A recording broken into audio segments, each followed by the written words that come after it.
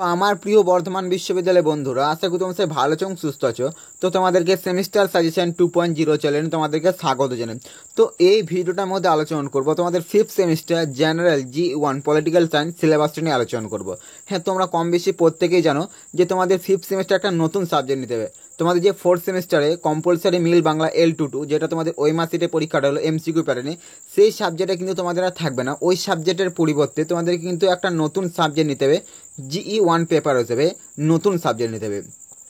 এবং তোমাদের যে মেন দুটো সাবজেক্ট রয়েছে ওই দুটো সাবজেক্ট বাদ দিয়ে তোমাদের একটা নতুন সাবজেক্ট নিতে হবে, GE1 পেপার হিসেবে। ধরো তোমার মেন সাবজেক্ট বাংলা এবং দর্শন, সেক্ষেত্রে তোমাকে ওই দুটো সাবজেক্ট কিন্তু তোমরা GE1 পেপার হিসেবে নিতে পারবে না, তোমাদেরকে একটা নতুন সাবজেক্ট নিতে হবে GE1 পেপার হিসেবে। তো তোমাদের যাদের মেন সাবজেক্ট রাষ্ট্রবিজ্ঞান নেই, তোমরা যারা GE1 পেপারটা রাষ্ট্রবিজ্ঞান নেবে ভাবছো, তো তোমাদের এই ভিডিওটা আমাদের সিলেবাসটা নিয়ে আলোচনা করবো। এবং তোমাদেরকে আরেকটা গুরুত্বপূর্ণ কথা বলে দিই, এটা কিন্তু তোমাদের কোনো পাঠে বিভক্তি নেই, তোমাদের একটাই পাঠ আছে, সেটা হচ্ছে ভারতীয় রাজনৈতিক চিন্তাধারা। চলো দেখে না যাক এর ভিতরে তোমাদের আরও কী কী পড়তে হবে। তো চলো দেখে না যাক। এর আগে তোমরা যারা এখনো পর্যন্ত চ্যানেলটা সাবস্ক্রাইব করি, ওদের চ্যানেলটা সাবস্ক্রাইব করে নিতে পারো, কারণ এই চ্যানেলটাতে তুমি বর্ধমান বিশ্ববিদ্যালয়ে বিভিন্ন প্রিভিয়াস ইয়ার কোশ্চেন বা সাজেশন এবং উত্তরগুলো নিয়ে আলোচনা করতে। কাজে তোমরা যারা এখনো পর্যন্ত চ্যানেলটা সাবস্ক্রাইব করি, অতি অবশ্যই চ্যানেলটা সাবস্ক্রাইব করে নিতে পারো। তো চলো তোমাদের GE1 পেপার পলিটিক্যাল সায়েন্সের সিলেবাসটা দেখে নেওয়া যাক। তো চলো।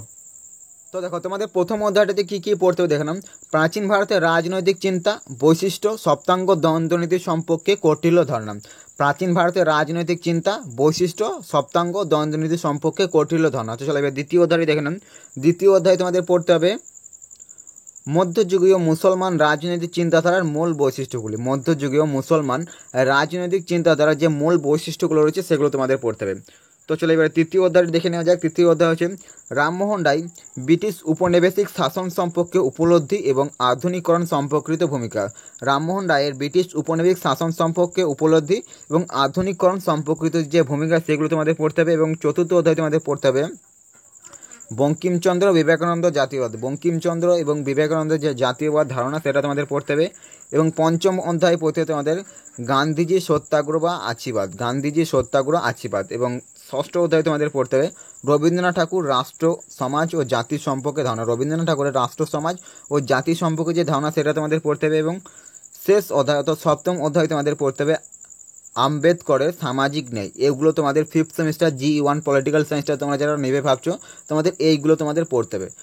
তো তোমাদেরকে আমি আবার বলছি, তোমাদের যাদের মেন সাবজেক্ট রাষ্ট্রবিজ্ঞান রয়েছে তারা কিন্তু এই সাবজেক্টটা নিতে পারবে না, তোমাদেরকে সম্পূর্ণ একটা নতুন সাবজেক্ট নিতে হবে। GE1 পেপার আসবে, তোমাদের যে মেন দুটো সাবজেক্ট রয়েছে ওই দুটো সাবজেক্ট বাদ দিয়ে তোমাদেরকে একটা নতুন সাবজেক্ট নিতে হবে।